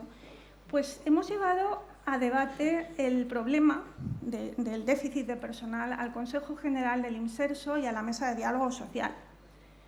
De hecho, ha habido cambios en el Gobierno, pero se ha quedado a medias de constituir un grupo de trabajo mixto en el que también participaríamos las patronales y los sindicatos en este déficit de personal. Por cierto, ya que menciono a los sindicatos, decir que ellos obviamente son muy reacios a que con 2,8 millones de parados nosotros busquemos alternativas en el exterior para poder cubrir estas vacantes. Hemos tenido múltiples reuniones con el Ministerio de Inclusión, Seguridad Social y Migraciones porque ellos nos tenían que ayudar de alguna manera a flexibilizar las condiciones para poder contratar a personas en el exterior. Nos hemos reunido con el Ministerio de Universidades porque de las titulaciones más demandadas, medicina y enfermería, teníamos la barrera enorme, casi insalvable, de la homologación de títulos y hemos conseguido, como luego comentaré o lo comento ahora directamente, hemos conseguido que el tiempo de homologación de títulos se rebaje a 6 meses. Eso es la teoría, porque esto está aprobado desde el año 22, o sea, pensad que llevamos tiempo trabajando esto. Pero en diciembre del 22 se aprueba esta reducción del plazo para terminar, para resolver sobre la homologación de títulos y pues todavía parece que no tiene unos resultados muy buenos, al menos en estas materias de medicina y enfermería. Aunque, como digo, la homologación de títulos es genérica, el decreto es genérico para cualquier materia, titulación.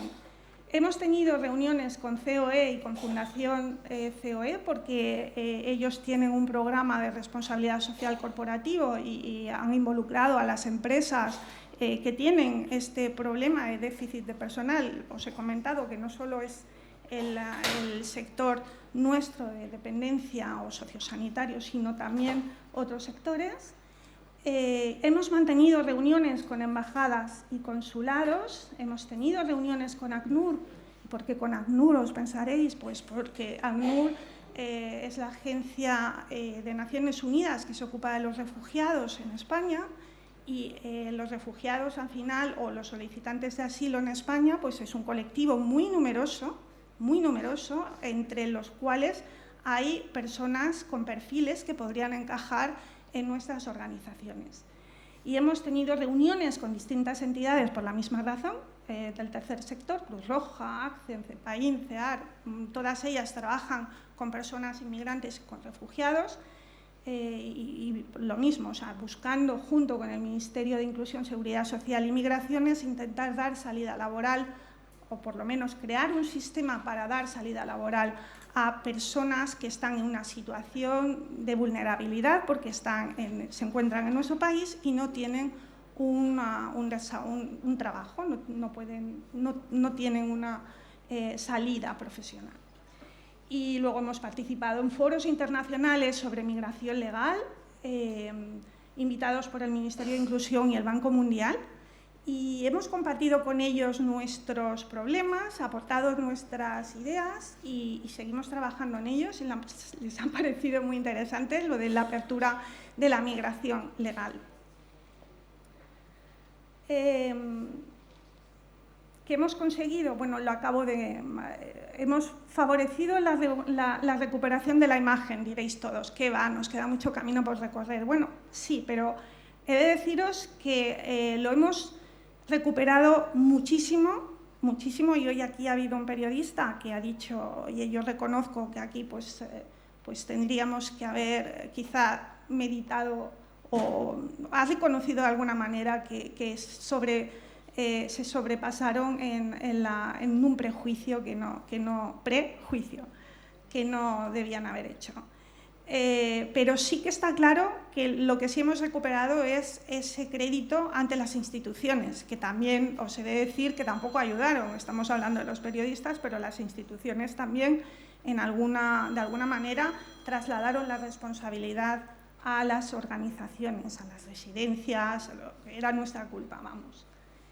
Hemos liderado, sin duda, CEAS ha liderado la firma del 8º Convenio Colectivo Marco Estatal y hemos prestado apoyo incluso a la consecución de otros convenios colectivos de ámbito autonómico. ¿Por qué esto es importante? Porque hemos contribuido a mejorar esas condiciones laborales y dar estabilidad en las condiciones laborales de los trabajadores del sector. Y hemos favorecido de manera indirecta la contratación de nacionales de terceros países. Hemos estado influyendo y siguiendo esa vía porque en España estaba claro que no lo encontrábamos. Hoy la presidenta, porque ayer lo comentaba la directora de ACRA, nos anunciaba que habían conseguido en Cataluña traer un pequeño contingente, que ya están haciendo maletas, un pequeño contingente de ciudadanos colombianos que vienen, que han sido, digamos, contratados en origen por ACRA y por varias entidades de ACRA para traerlos a España a trabajar en el sector, en las distintas entidades que se han comprometido a ello. Y hemos, como he dicho antes, contribuido a la homologación de los títulos y a que se establezca, que esto no lo he comentado, un fast track para aquellos títulos que vienen de la misma universidad, el mismo país y la misma materia, evidentemente. Esto es muy interesante porque si encontramos a alguien, luego lo comentaré más en detenimiento, pero si encontramos a un ciudadano colombiano, por ejemplo, que está en España porque ha solicitado asilo y está aquí, he de deciros que hay una colectividad de ciudadanos colombianos muy enorme que ha solicitado asilo en España, como lo hay de venezolanos y lo hay de peruanos, aunque todo el mundo tenga en la cabeza ucranianos, no es así. Si uno de ellos justo tiene una titulación de una universidad, de un médico colombiano que ya está aquí trabajando y tiene su título homologado, esa homologación del nuevo título, del título de la persona, sería casi automática, debería ser automática, si viene del mismo país, misma universidad. Esto es muy interesante. Y luego aquí hemos intervenido menos, ha sido más iniciativa del Ministerio, pero bueno, también está ahí. Han establecido una modificación del Reglamento de Extranjería, una nueva figura que es el arraigo por formación. Una persona que lleva en nuestro país 2 años en una situación administrativa irregular podría acceder a un permiso de residencia y trabajo por arraigo. Entonces, esto también es importante. También hemos conseguido, también del mismo Ministerio, el que se cambie la contratación colectiva en origen. La contratación colectiva en origen surge en España pues, para dar respuesta a un problema también de déficit de personal en momentos concretos, pues de recogida, campañas específicas de recogidas de fresas en Huelva o de frutos en Lleida. Y entonces se necesitaba una mano de obra intensiva de 60.000 personas y ¿qué servicio público de empleo estatal puede responder a esto? Pues entonces se creó un sistema de gestión colectiva en origen que preveía una migración circular. Venían, ayudaban en la campaña y se regresaban a sus países. Y bueno, yo creo que no voy a entrar mucho en eso porque lo único que interesa en este caso es que se ha utilizado esa estructura, ese modelo, para reconvertir la orden que cada año se aprueba cada año para contratación colectiva en origen, la han abierto en sector, ya no es exclusivo del sector agrícola, está abierto a cualquier sector, pero la han abierto sobre todo de manera que ya no la contratación no tiene por qué ser fija, discontinua y te regresas a tu país, puede ser una contratación permanente. Y finalmente, yo creo que esta es la plataforma de contratación que da título a este panel.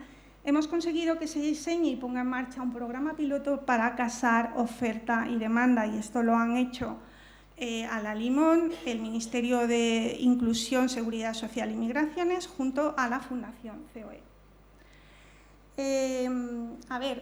Yo creo que todos, no sé, es que son 14:07, ¿continúo? No. Pues vale, en esta plataforma tenéis la presentación y no voy a continuar porque además recientemente pues hablé mucho de esto en la webinar que dimos el 8 de noviembre, así que no voy a entrar en más. Termino aquí, solo deciros que es interesante, algo más interesante es que España tiene acuerdos migratorios preferentes con Chile y Perú, que hace que se pueda contratar en origen o en España a personas, siempre contratar en España, siempre hablo de personas que estén administrativamente regulares.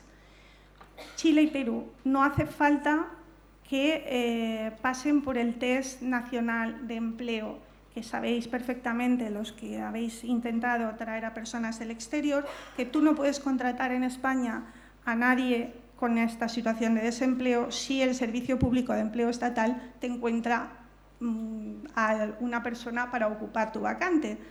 Esto es muy cuestionable todo, pero realmente es así. Entonces, incluso para esa gestión colectiva en origen, tienes que pasar por esa situación nacional de empleo, aunque ayer me decía desde ACRA que en Cataluña ya no, ya veremos cómo evoluciona.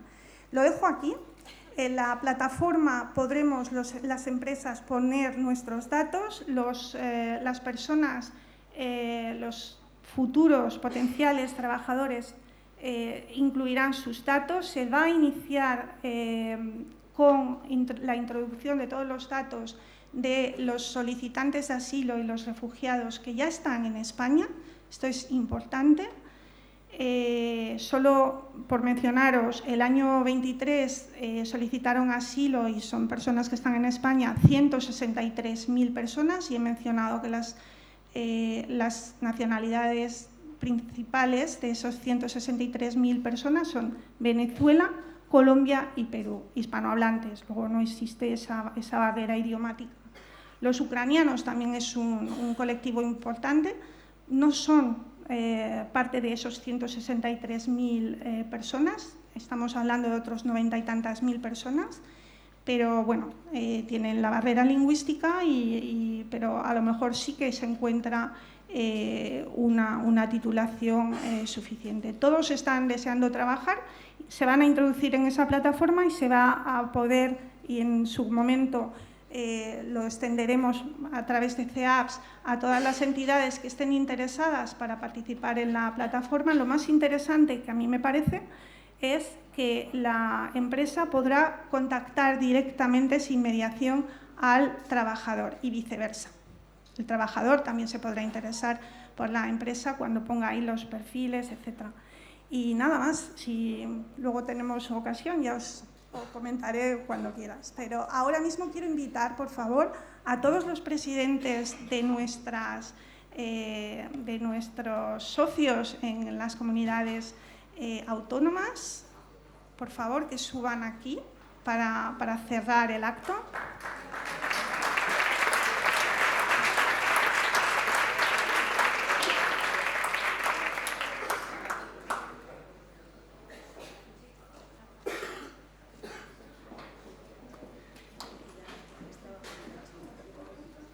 Muchísimo.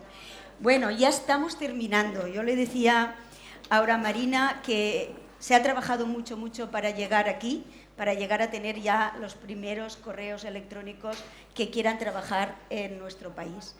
Pero lo hemos conseguido, que es lo importante, y se va a generar esta bonita plataforma donde podremos trabajar de una forma más espontánea.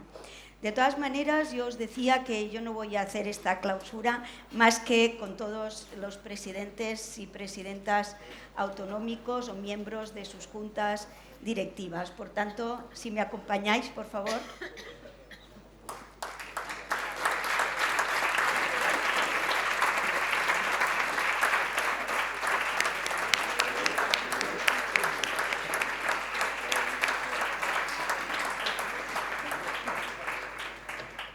Nos vamos a dar imagen a un vídeo que es CEAPS. ¿Lo damos?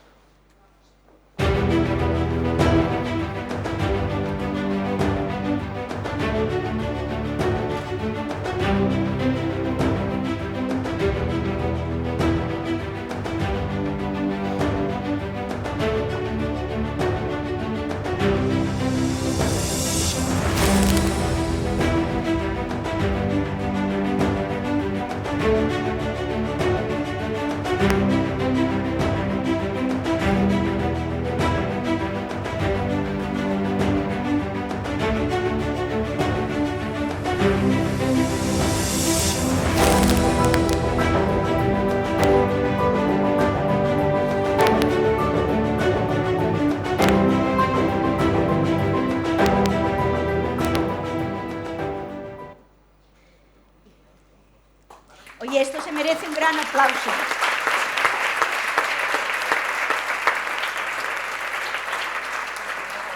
Mirad, no es fácil llegar aquí, os lo puedo asegurar. No es fácil intentar generar y haber pasado la época COVID, intentar generar la fuerza para seguir adelante y poder, además, ser una influencia, porque yo estoy segura que lo somos. Pero esto no sirve para nada si las personas mayores no sienten que estamos ahí y que gracias a CEAPS los cuidamos mejor. Por lo tanto, yo creo que ahora irá saliendo en la pantalla que son nuestros objetivos autonómicos y cada uno tiene un minuto para poder expresarse. Adelante, Andalucía. ¿Se oye, verdad? Sí. Perfectamente. Bueno, pues desde Andalucía los principales hitos que han ocurrido durante los últimos meses relacionados con nuestro sector han sido, por una parte, un aspecto importante que fue la firma de un pacto social y económico para el impulso de Andalucía. En este acuerdo, firmado por los sindicatos mayoritarios, por la Confederación de Empresas de Andalucía y por la propia Junta de Andalucía, pues se marcan una serie de líneas encaminadas a la mejora de servicios sociales y de la salud, entre las cuales pues, destacan la constitución de una mesa para la mejora de la coordinación sociosanitaria, mesa en la que participan agentes sociales y económicos. También se desarrolla una mesa para la mejora de lo que es la ley de dependencia, todos los servicios relacionados con la ley de dependencia, y el desarrollo de una ley de servicios sociales. Dentro de este marco también se sitúa una demanda, una reivindicación del sector, que es el incremento de las tarifas, Un incremento de tarifas que van pues, desde tarifas de residencia, centros de día y ayuda a domicilio, y como objetivo se persigue que se alcance el 25% de incremento de estas tarifas, pues, que nos permitan salvar la situación que tenemos actualmente de déficit histórico, ¿no? También está previsto en los próximos meses la publicación de una orden o una normativa relacionada con la simplificación administrativa, que entendemos que bueno, pues también va a suponer una mejora considerable en cuanto a la mejora de las listas de espera. Y estamos también dentro de las comunidades autónomas a la espera de la transposición del Acuerdo Nacional de Acreditación de Centros, pues como la mayoría del resto de comunidades. Esperamos, o según las últimas noticias que nos llegan, será a mediados de este año cuando eso ocurra, y bueno, pues a la espera. Y como novedad también se ha puesto en marcha hace muy poquito, también aquí en Andalucía, un programa piloto que contempla pues, los cuidados intermedios dirigidos a personas mayores de 50 años, pues que tras una alta hospitalaria precisen de una serie de cuidados sanitarios que se prestarán desde la residencia y que bueno, pues, supondrán un antes y un después. Un antes y un después y un evitar que se produzcan situaciones de dependencia. Perfecto. Como conclusión, yo creo que la frase que hemos buscado también desde Andalucía es: Andalucía reivindica el cumplimiento del pacto social y económico con el incremento del 25% de las tarifas y la consideración del sector sociosanitario como industria profesional de lo social, lo que implica una mayor inversión por parte de la Administración pública al mismo nivel que ocurre en otros sectores. Muchas gracias. Andalucía está haciendo evidentemente su trabajo.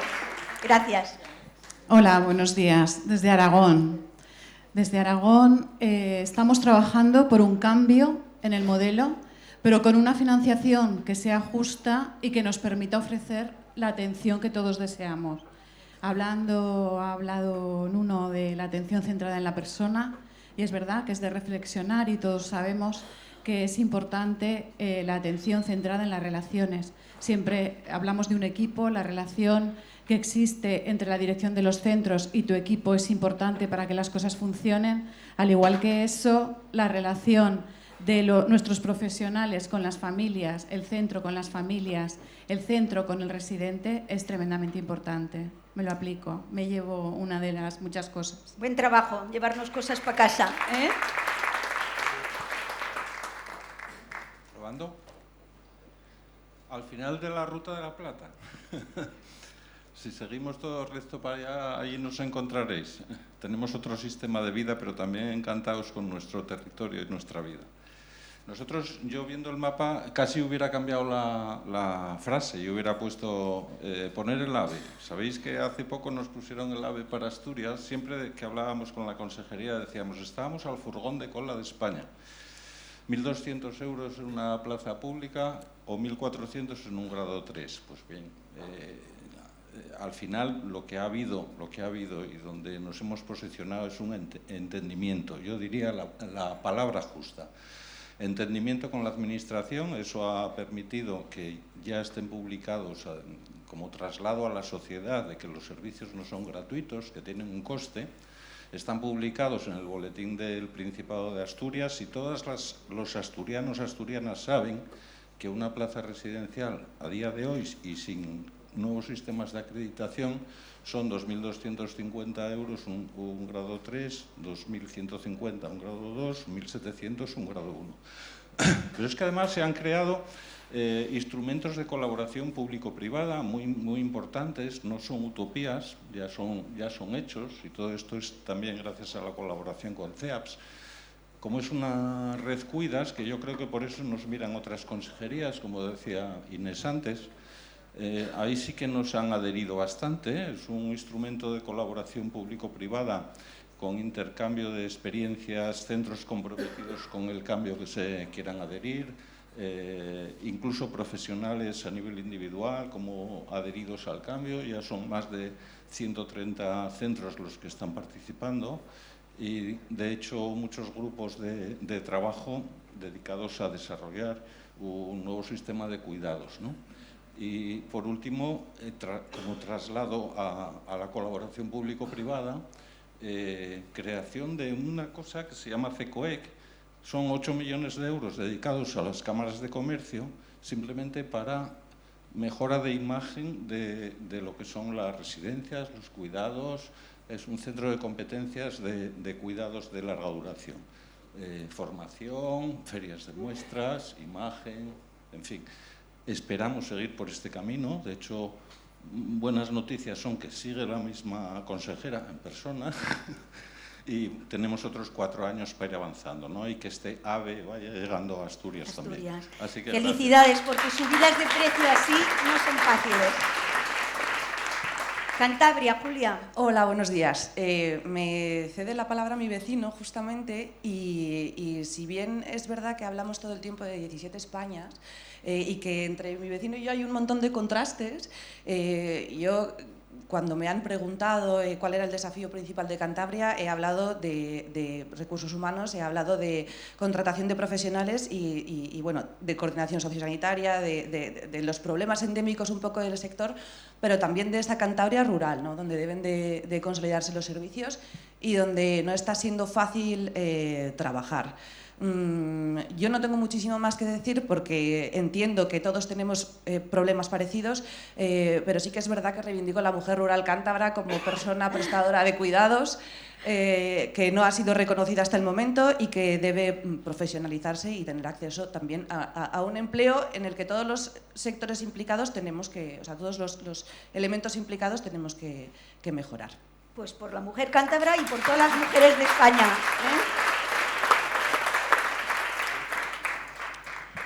Javier, buenos días. Castilla y León. Bueno, pues desde Castilla y León creo que el principal reto que nos ponemos para este 2024 es la armonización de la nueva ley residencial que está a punto de ver la luz en breve, muy breve, en nuestra tierra, con la, bueno, y que va a ser pionera porque va a dar una seguridad jurídica a la atención centrada en la persona, con su correspondiente financiación, ¿no? Al final es una nueva ley que todos estamos esperando, pero que por supuesto, incrementa considerablemente el coste de la prestación de los servicios y, bueno, creo que ahí la Administración tiene algo que decirnos y algo que poner. Y luego, bueno, pues por supuesto también el tema laboral, porque somos una comunidad muy extensa, muy dispersa, y en donde acaparamos parte de la mayoría de la España vaciada, con lo cual la problemática de la contratación, pues si cabe, se nos aumenta un poquito más. Ahí estamos todos. Muchas gracias. Bien, gracias. Pasa palabra, yo lo haré al final. ¿Qué tal? Buenas tardes y gracias a todos por vuestra asistencia. La verdad es que la experiencia que tenemos en la Comunidad Valenciana, y se ha comentado antes como una de las comunidades que han planteado ya la transposición de este acuerdo de Belarra, no ha sido muy positiva. Yo creo que nos hemos pasado de frenada. Nuestro objetivo era generar un nuevo espacio.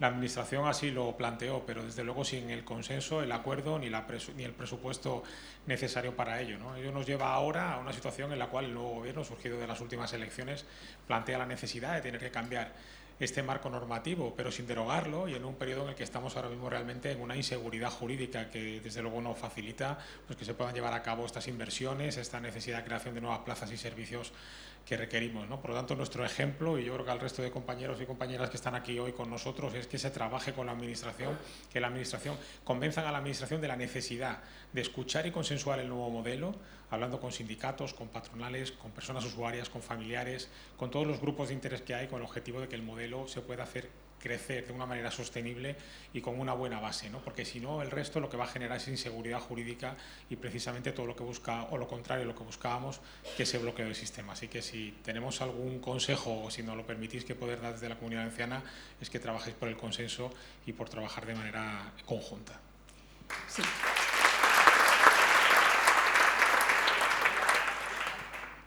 Juan Carlos. Buenos días a todos. Bueno, en Castilla-La Mancha, pues tengo que decir que tenemos un grave problema. Ya lo habéis comentado casi todos, en otras comunidades también el problema de la financiación. Pues en Castilla-La Mancha somos la peor comunidad financiada. Estamos un 25% por debajo del precio medio y ello nos ha llevado, lamentablemente, que hemos tenido que tomar la decisión, todos los asociados, a presentar 3 recursos contenciosos administrativos contra la Administración de las normativas que han sacado, que todas ellas han supuesto unos incrementos de costes bastante importantes, y eso se hizo durante el año pasado, y esperemos que en este año 24 podamos tener resultados, porque si queremos, como todos estamos diciendo esta mañana, servicios de calidad, pues requiere también una financiación adecuada, que desgraciadamente en Castilla-La Mancha pues no la tenemos. Juan Carlos, te lo dije ayer en la Junta, estaremos a vuestro lado, esperemos de entre todos ganar estos contenciosos, porque no se pueden hacer normativas que estén más allá de los precios que estamos pagando. Gracias por ser valientes. Juan Carlos. Bien, en Extremadura estamos en un momento realmente expectante, ¿vale? Ha habido un cambio de signo político al frente de la comunidad autónoma y se abre un nuevo espacio para romper ese manido discurso de, a mí me gusta llamarlo no hacer público los servicios, sino de funcionalizar los servicios, porque pero hago referencia siempre a lo mismo. Nuestro mantra en los medios de comunicación es que todo lo financiado con dinero público es público. Bueno, con la nueva consejería hay un propósito de, primero, de replantear toda la red y todas las propuestas de construcción de residencias en la comunidad autónoma, de buscar un espacio para la colaboración público-privada y, sobre todo, de sentarse con nosotros para intentar procurar o buscar un nuevo sistema de concertación social, de concertación de plazas residenciales. En este momento estamos trabajando desde Asorex en un estudio que va a permitir hacer un estudio comparado de los modelos de concertación de todas las comunidades autónomas del Estado, y a partir de ahí haremos nuestra propuesta de futuro a la Consejería. Esperemos que no sean cortoplacistas en los planteamientos, que no intentemos tener resultados a corto, sino que sean capaces de vislumbrar el futuro que el sector requiere y que el sector necesita. Gracias, Juan Carlos. Sí, soy yo. Inés. Bueno, pues desde Rioja creo que un poco lo mismo, ¿no? Porque al final las líneas en las que estamos trabajando todos son similares, porque nuestros problemas son similares y compartidos. En Rioja se está trabajando en mejorar el diálogo con la Administración para poder llegar a sacar una normativa, una transposición autonómica que esté consensuada, en este caso con los agentes implicados, que se vislumbra en lo mismo, en mayor necesidad de financiación, una revisión también de las prestaciones vinculadas. En Rioja no se revisan desde el año 2012, por lo cual estamos luchando por llegar a otras comunidades como Castilla y León, que las tienen mucho mejor revisadas. Y también el tema de la necesidad de personal. La frase la has extendido mucho en lo de un territorio de frontera, porque nosotros tenemos un problema añadido, que es que tenemos a nuestros queridos vecinos por el norte, que son Navarra y País Vasco. Entonces nuestra fuga de mucho personal va por ahí, porque bueno, con las diferentes normativas que ellos tienen, sobre todo con la libertad que les da la normativa foral, pues tienen negociados convenios que normalmente están un 50% por encima de lo que nosotros podemos negociar, porque lógicamente sus precios plaza también están muy por encima de nosotros, ¿no? Para nosotros son los vecinos ricos del norte, ¿no? Y ahí ponemos la frontera, y nosotros también tenemos este efecto frontera que intentamos luchar un poco contra él. Contra él, no contra ellos, sino contra el sistema. Gracias. Bueno, eso de la comunidad en el limbo, desgraciadamente es verdad, y es casi infernal ya, no un limbo, en las islas más pequeñas, las que se escapan de las capitales. Pero bueno, es una situación bastante conocida, muy difícil. Pero bueno, dos cosas. Uno, como Rioja decía, que se inspiraba en sus vecinos o en los otros. Nosotros tenemos la suerte que tenemos a 16 comunidades con que inspirarnos. Somos la peor. Entonces tenemos mucho campo que copiar y mejorar. Podemos dar algunas pequeñas esfuerzos que se han hecho en últimos momentos y se han logrado. Digamos, de los 870 días, digamos que se tenía para dar una respuesta, se ha bajado a unos 630.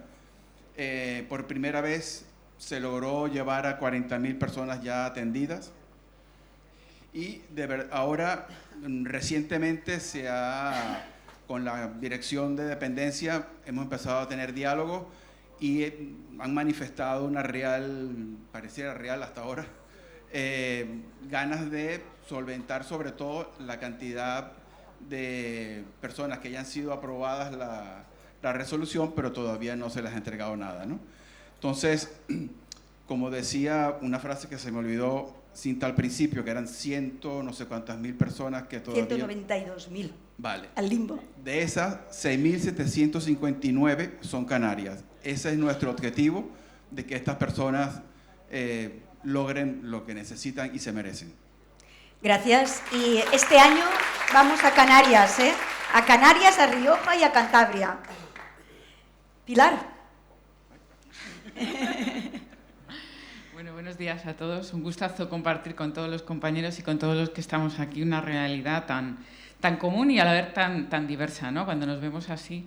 Yo creo que en Madrid está siendo un poco el reflejo de todo lo que hemos hablado aquí. Yo creo que desde pues, compañeros periodistas, personas de universidad, gente propiamente del sector, yo creo que el reto que tenemos es, en Madrid, es ese cambio de modelo. Tengo que decir que en Madrid sí que estamos ahí, como estoy al lado de Navarra, ¿no?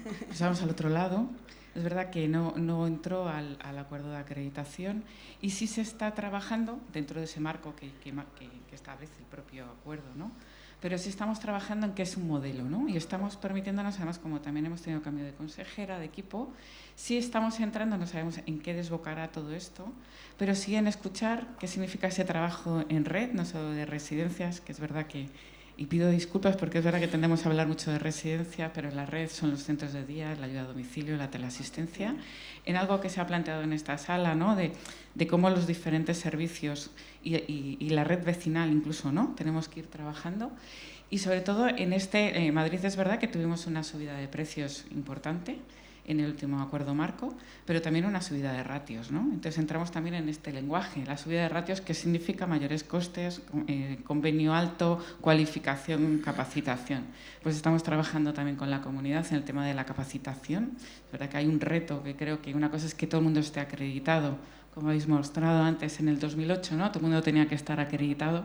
Bueno, qué capacitación estamos teniendo para ese reto en el cambio de cuidado, ¿no?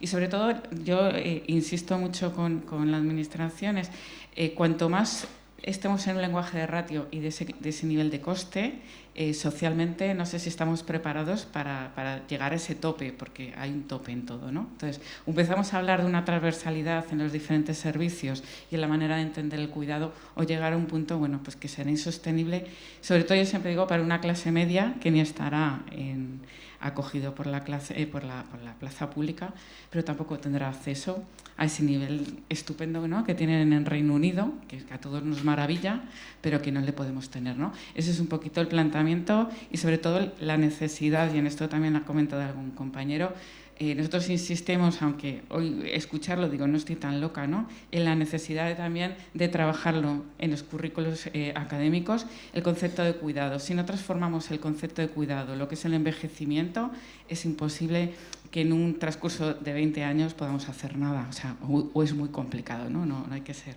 un poco desde ahí. Muchas gracias.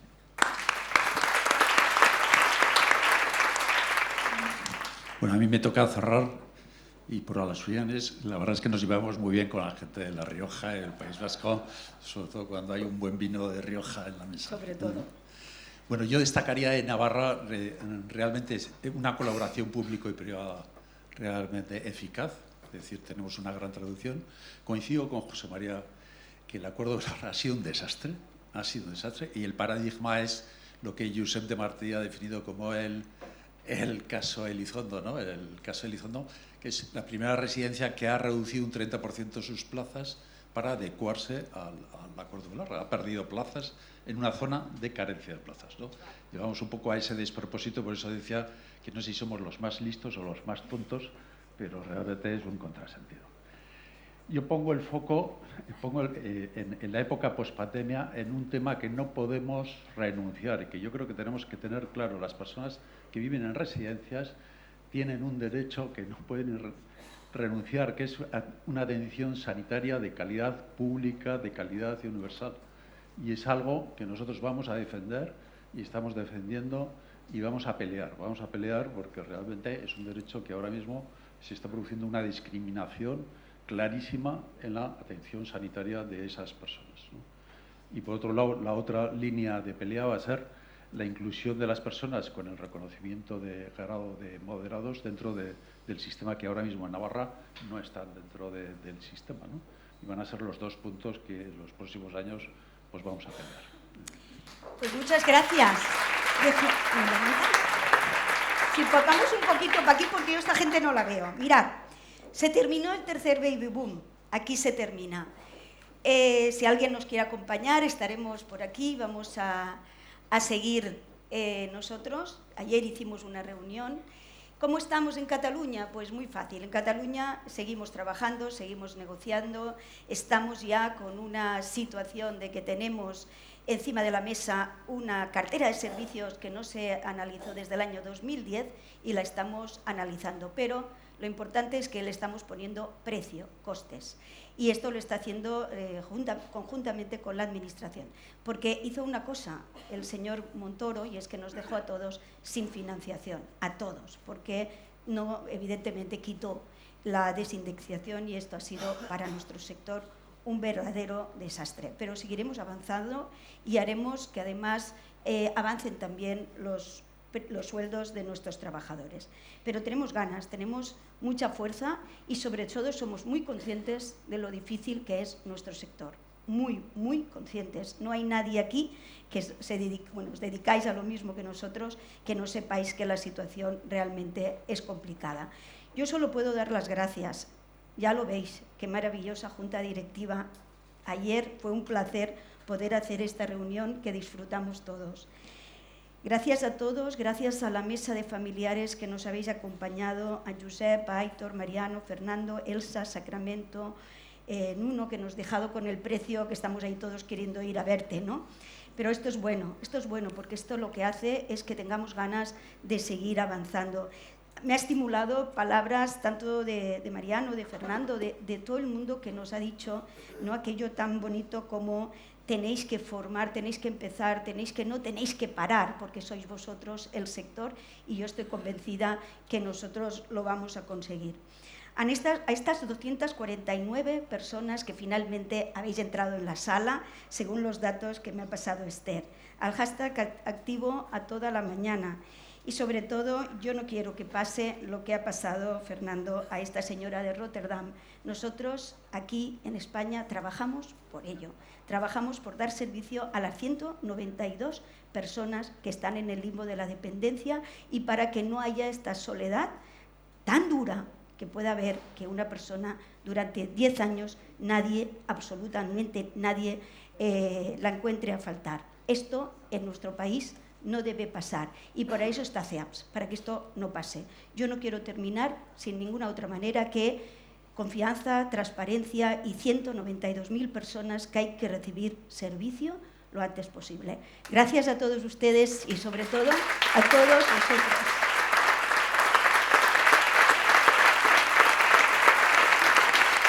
Hemos hecho un buen trabajo.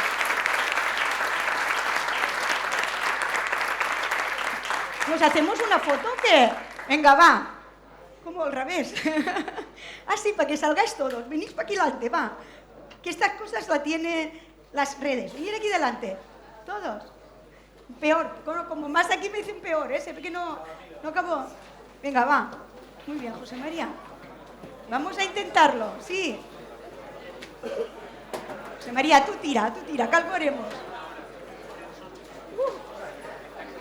¿Lo echa para un lado? Sí, no, creo que no salimos, pero sí. Venga, dispara. Otra.